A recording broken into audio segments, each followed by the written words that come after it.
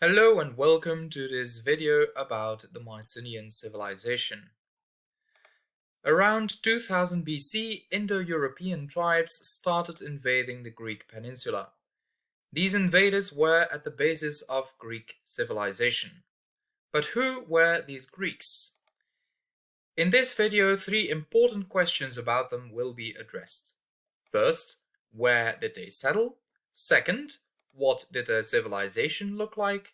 And third, how did their civilization come to an end? First things first. Where did they settle?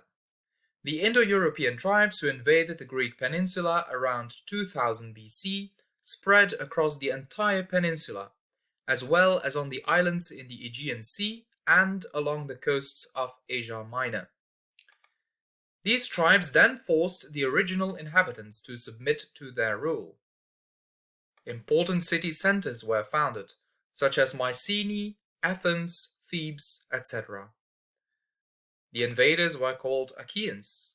They developed a civilization named after its most important city center, Mycenae, the Mycenaean civilization.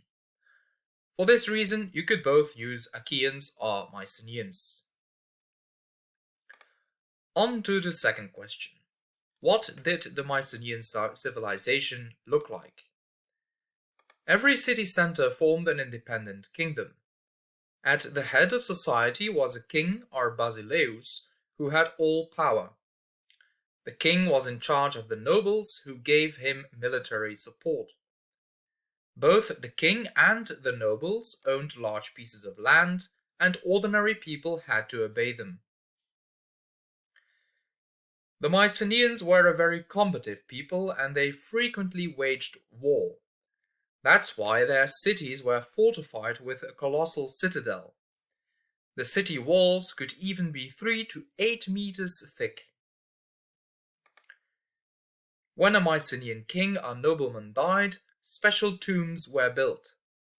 Their shape looked like a beehive.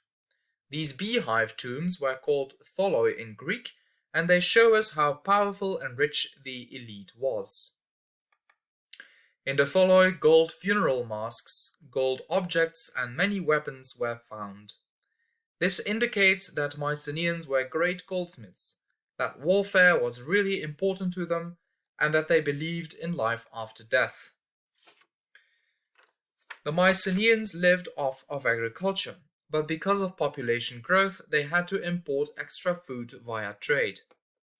They traded with Syria, Egypt, and southern Italy.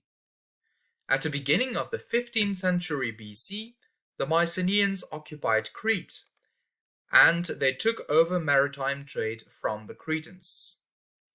Next, they wanted to control the fertile farming lands around the Black Sea, where wheat was grown.